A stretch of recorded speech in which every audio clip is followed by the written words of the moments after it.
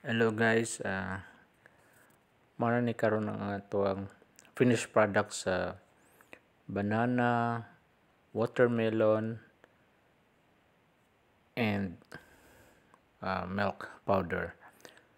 So mag-shake ta guys para sa atong healthy diet. So kailangan nato ni siya para laging malakas ang ating katawan. So mao din niya ako ang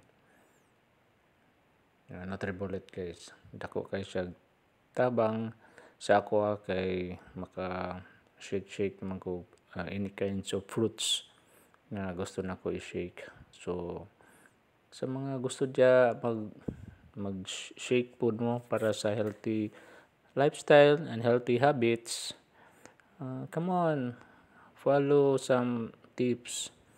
Kailangan natin ito siya kaysa fresh fruits, kaysa himuon na tong food, kaysa ang medicine ang gawin nating food. So ano lang yun guys, kunting tiyaga-tiyaga lang yun. Pero napakasarap na smoothie ang shake na ito. So kailangan lang yun nga tiyaga-tiyaga lang yun. So nakapalit man gani ko og 35 pesos tungod kay medyo hapon na or ngit-ngit na siya. 30 pesos na lang daw. One slice of pakwan or watermelon.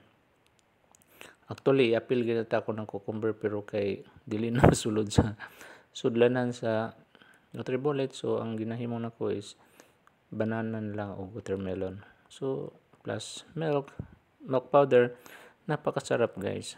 So how about kaya kung gayahin natin ito sa ato ang diet, i-include natin itong diet instead na puro tayo mga fatty foods, mo na yung maka-cause sa ato og mga cholesterol deposits sa atong blood, and then daghan kay tag sakit nga makuha na. So ito guys, I hope na ma-realize nato tanan na ang importance sa healthy diet, fruit diet. Ang ano lang gid nako is mas maayo pa na mag fruit diet ka or magtiyaga ka na mag-shake, smoothie or unsa pa diha as food nga atong gi-intake kaysa sooner or later ang ato ang food na in the near future wala tayo pakabana sa ato ang health is the medicine. So ang medicine ang atong food.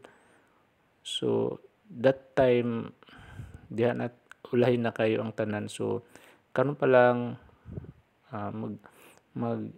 tiyaga na lang ta og fruits, shake or unsa pa diha as our food. Unta hopefully nga dili na mahitabo nga ang ato ang tambal, ang medicines na mahimong food para sa tuwa. So thank you guys and God bless. Bye bye.